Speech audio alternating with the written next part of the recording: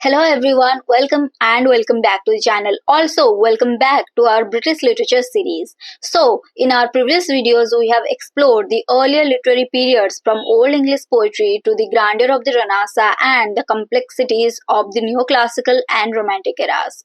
Those who are new to the channel, you can go and check the playlist I have made on the British literature series. Also, some more videos are going to add up to the British literature playlist. So you have to stay tuned for that.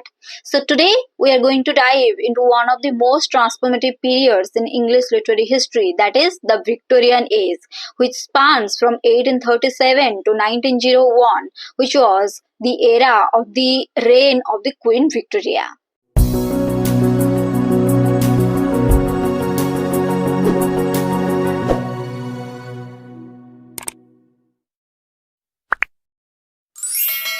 Now it's time we should have an introduction to how the Victorian Age started. So, as I said, the Victorian Age refers to the period of Queen Victoria's reign, that is from 1837 to 1901. So, Queen Victoria became the Queen of the United Kingdom after William IV's death. So, she became the Queen at the age of 18. So Queen Victoria ascended to the throne on June 20, 1837, following the death of her uncle King William IV at the age of 18. So the coronation ceremony took place on June 28, 1837 in the Westminster Abbey after a procession through the streets of Buckingham Palace. So her reign, known as the Victorian era, lasted for over 63 years. So this was an era of remarkable change. Just remember that we have so many things to learn in the Victorian age. So this was an era of remarkable change, witnessing the Industrial Revolution, rapid urbanization, scientific discoveries, and colonial expansion. So these social and historical changes deeply influenced the literature, making it one of the richest and most diverse periods in the British literary history. So from the moral storytelling of the Charles Dickens to the Gothic passion of the Brontë sister, the Victorian age gave us some of the most iconic works of all the time. So in this video, we are going to explore the key historical and social developments of the Victorian era, its defining literary features, major writers, and their impact on literature and society. So let's begin. So, to truly understand the Victorian literature, we must first look at the world that shaped it. First, that is Industrial Revolution. So, the Industrial Revolution brought the mass production, steam engines and railways, which leads to the urbanization and new social dynamics. While it created the economic prosperity, this whole Industrial Revolution, it created economic prosperity. It also led to poor working conditions like child labor and extreme class divisions, the themes that heavily influenced our Victorian writers. While you are going to come across the Victorian ages writers, poetry, and everything, you are going to see the themes of child labor, extreme class division, poor working class condition, industrial revolution. These themes, they heavily influence the Victorian literature. Next, that is the expansion of the British Empire. So the expansion of the British Empire, Britain became the most powerful empire by controlling the vast territories across the Africa, India and beyond. Also, the colonial rule that influenced the literature with themes of imperialism, racial superiority, critiques of British dominance by appearing in many works. And after that, we have a rigid class structure like social class and morality. Let's talk a bit about the social class and morality of the Victorian age. So the Victorian age was marked by rigid social hierarchies with clear distinction between the upper, middle and working class. So literature often criticizes the class division, highlighting the struggles of the poor. For example, when we are going to come across Dickens' work, Oliver Twist, you'll see that how he has criticized this class division among the upper, middle and working classes. Next, let's talk a little bit about the role of women and feminist thought. It has a huge impact in the Victorian literature. So, women were expected to be submissive and confined to the domestic roles. But however, by the late Victorian era, the new woman movement that emerged, challenging these kind of submissive norms, which we can see in the works of Anne Bronte's The Tenant of Wildfell Hall. Now, this is one of the most historical and social change we can talk about, that is the scientific advancement versus faith, like how we see the scientific advancement and how we see faith. So Charles Darwin's On the Origin of Species, that is published in 1859, shook the religious beliefs, causing a crisis of faith. That is, we can see in the how it is reflected in the literature. For example, in the work of Matthew Arnold's Dovavitch, we can see how the faith is challenged here. So, with this historical background or the backdrop in our mind, let's now explore how literature responded to these dramatic changes, these key historical and social changes. Victorian literature is diverse, but it is also generally defined by a few characteristics, a few key characteristics we can say. First, let's talk a little bit about realism and social criticism. So Victorian writers moved away from romantic idealism and focused on the realistic depiction of everyday life, exposing poverty, corruption and injustice. For example, in Charles Dickens' Hard Times, we can see that the novel Hard Times critiques the industrial exploitation. Now, let's talk about moral responsibility and didacticism. So, literature often reinforces the moral values, teaching readers about virtues like honesty, hard work, and compassion. For example, in Jane Eyre's every work, we can see that how she emphasizes the personal integrity over the social status. Now, let's talk a little bit about the rise of the novel. So the novel became the dominant literary form, moving away from the poetry as the primary mode of storytelling. So we can see that mostly poetry dominated the romantic literature or the romantic age, but now the rise of novel happened. The novel became the dominant literary form, moving away from the poetry as the primary mode of storytelling.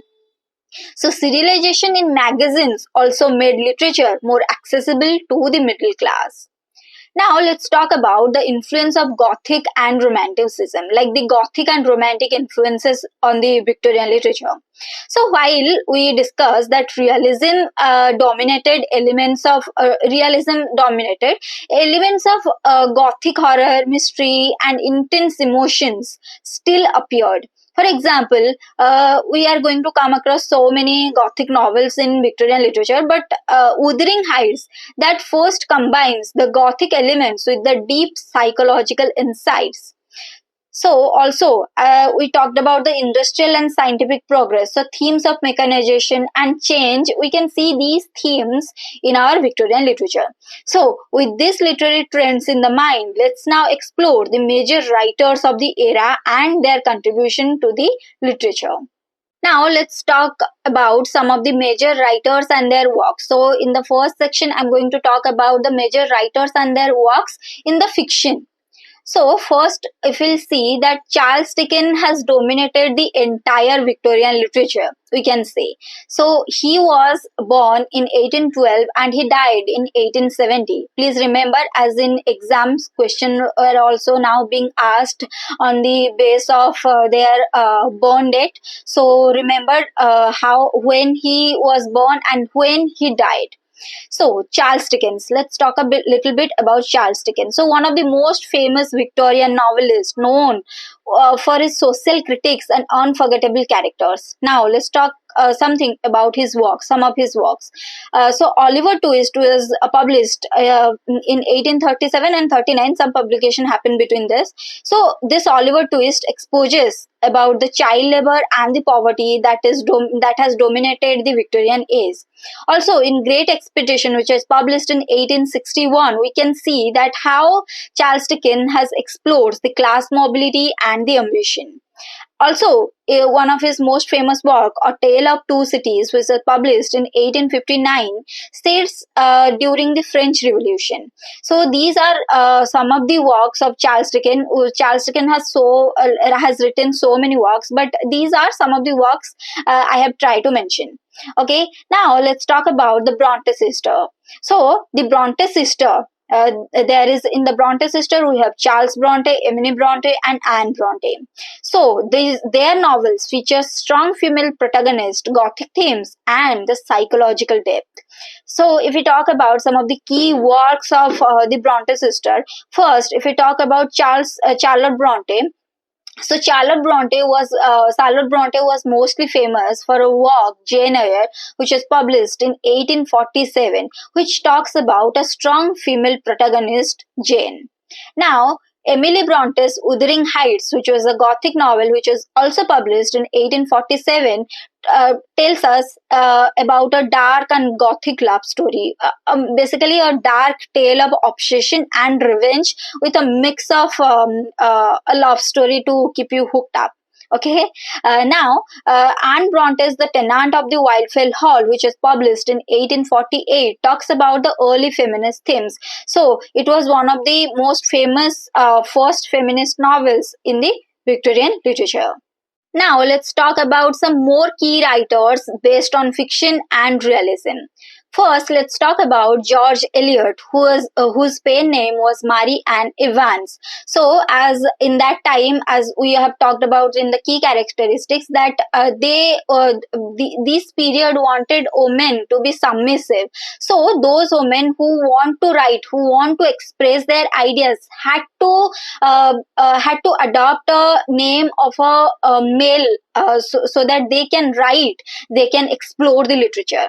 So she wrote under a male pen name to be taken seriously, because at that time women are not taken seriously. They want them to be submissive. One of her key works, that is Middlemarch, that was published in 1871, which was a very complex novel about ambition, marriage, and morality. She has written so many works, but this Middlemarch you must study because so many questions were being asked, and also you learn so many things about how the Victorian age was at that time, how the Victorian age was, how the literature was of the Victorian age from this work. Now let's talk about Thomas Hardy. So Thomas Hardy was born in 1840 and he died in 1920. What I am repeating again, please note down the born year and the death year of these famous novelists. So Thomas Hardy's novels often deal with faith, tragic destiny, and social criticism. If we talk about Tales of the Overwhelms, which was published in 1891, which talks about the struggle against the faith and the society.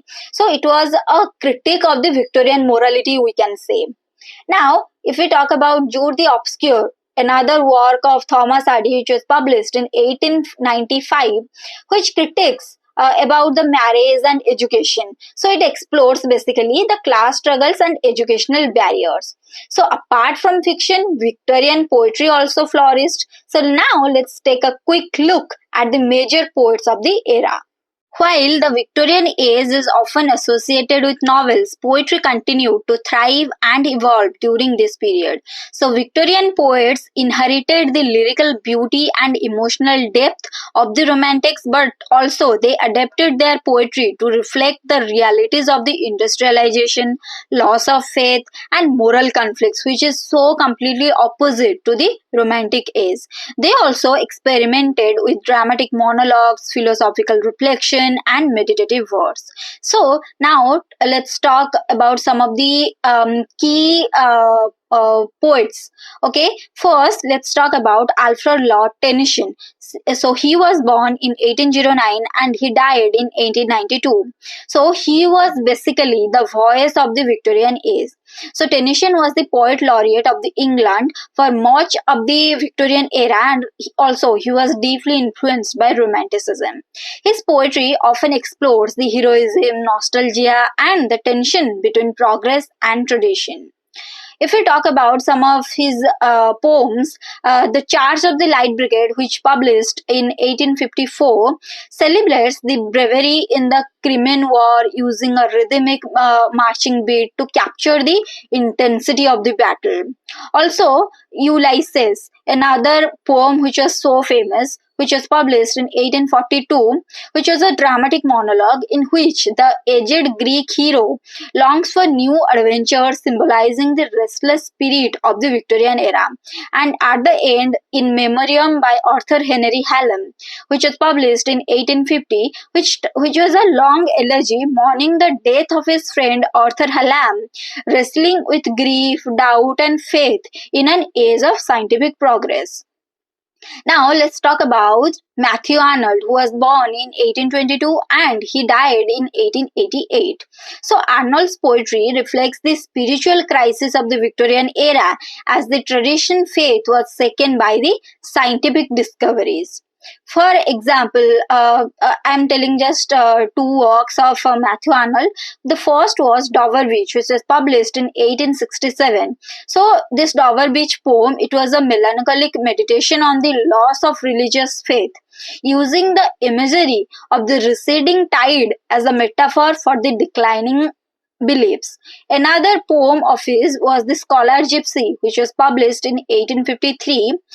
So romantic nostalgia meets the modern disillusionment as Arnold contrasts the simplicity of the past with the restlessness of the present. Also,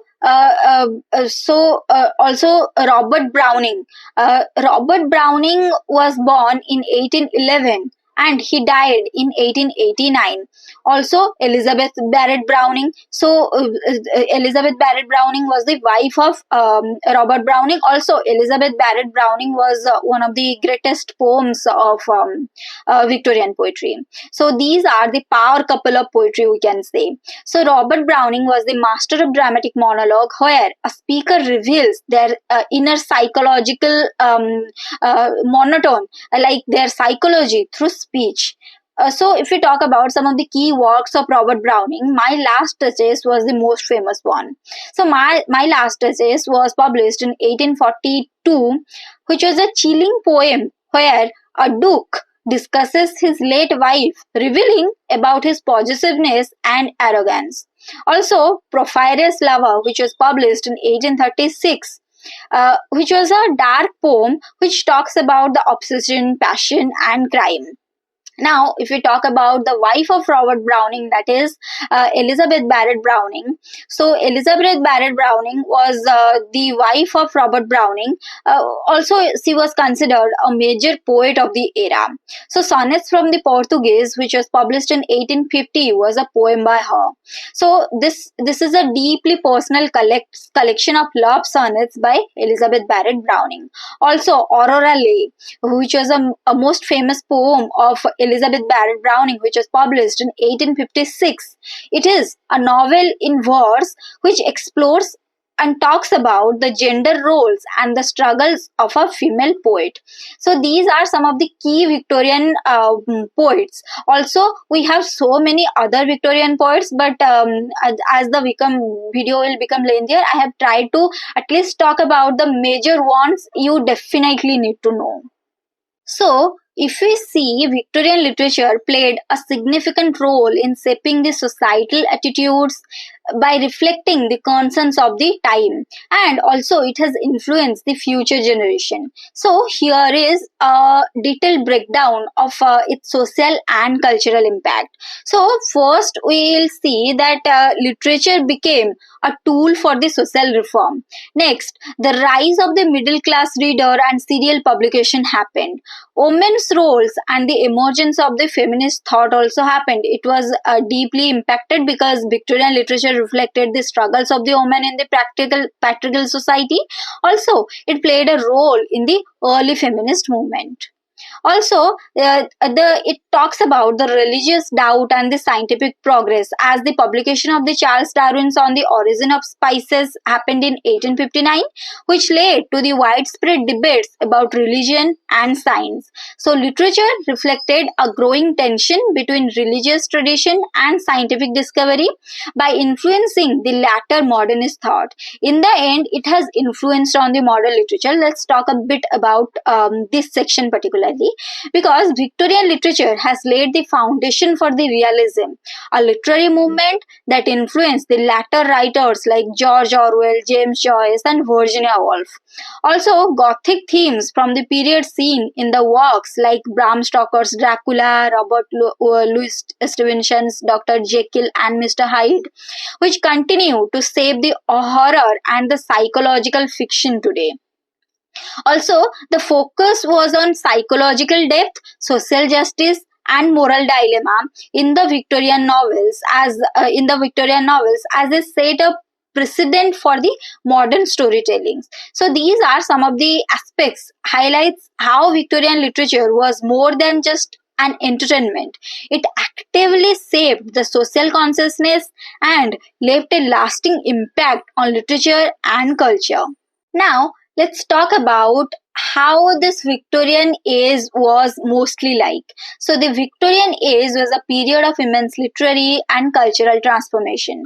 So, through its novels, poetry, it has tried to capture the struggles, ambitions, and moral dilemmas of a rapidly changing world. So, from the social critiques of Dickens to the philosophical reflection of the Arnold, Victorian literature has remained deeply relevant also today.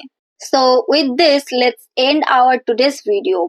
Thank you all for watching, and if you guys enjoyed this video and want to continue exploring British literature, don't forget to like, share and subscribe to the channel. Also, I'll see you all in the next episode of our British literature series.